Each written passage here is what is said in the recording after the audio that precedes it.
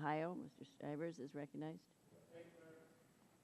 Thank you, Madam Chairwoman. I would like to thank Mr. Stevens for what FHA's done to adjust their risk pricing and modernize the agency a little bit.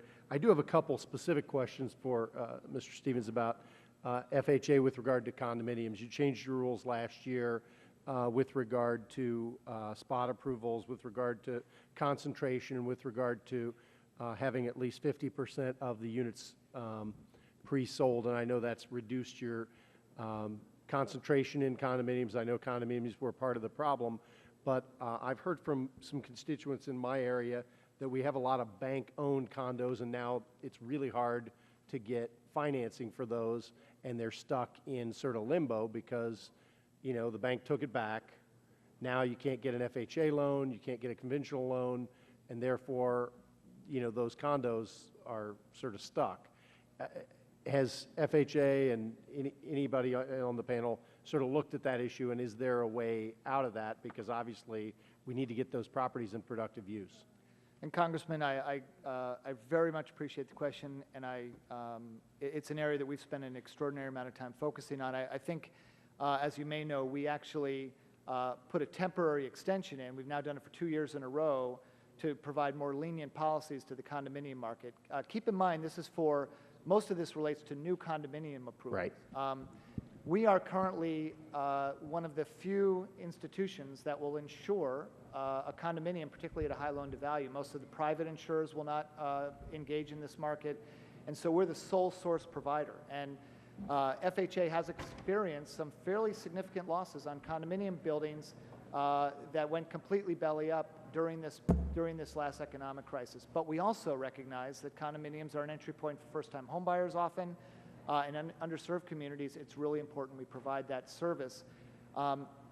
It's a difficult position that we are in to be responsible to the taxpayer and make sure we're providing needed liquidity. I meet frequently with the National Association of Realtors and the home builders, mortgage bankers who will constantly want to discuss these policies. I'm very open to discuss them.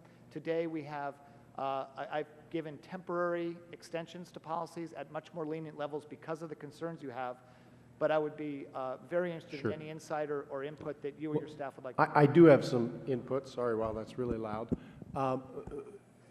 Is there some flexibility we could give you to charge risk-based pricing on those condominiums that are obviously different because your risk is higher than other places? And I know currently you don't offer a lot of differentiation. Have you looked at that as a way to offset that? You know, Congressman, and have people pay for what they need? We've been looking at ways to implement a risk-based pricing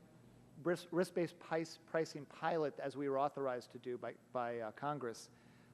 Actually, it's an interesting idea. It's one I'd like to go back and look into, and I'd be glad to follow up with you on how and if we could do something like that. And I'd love it if you could follow up with me in my office, because it's impacting a lot of our districts, but especially again on whole projects that have fallen into bank foreclosure now. If over 50% of them are leased, it's just hard. They can't get private financing. They're having trouble getting FHA financing. I sympathize with folks trying to get that property in productive use. So that was the thing I really wanted to get out of today's hearing, because I heard from a constituent on this issue and wanted to follow up on it, and I'd love to follow up with you. I yield back the balance of my time, Madam Chairwoman. Thank you.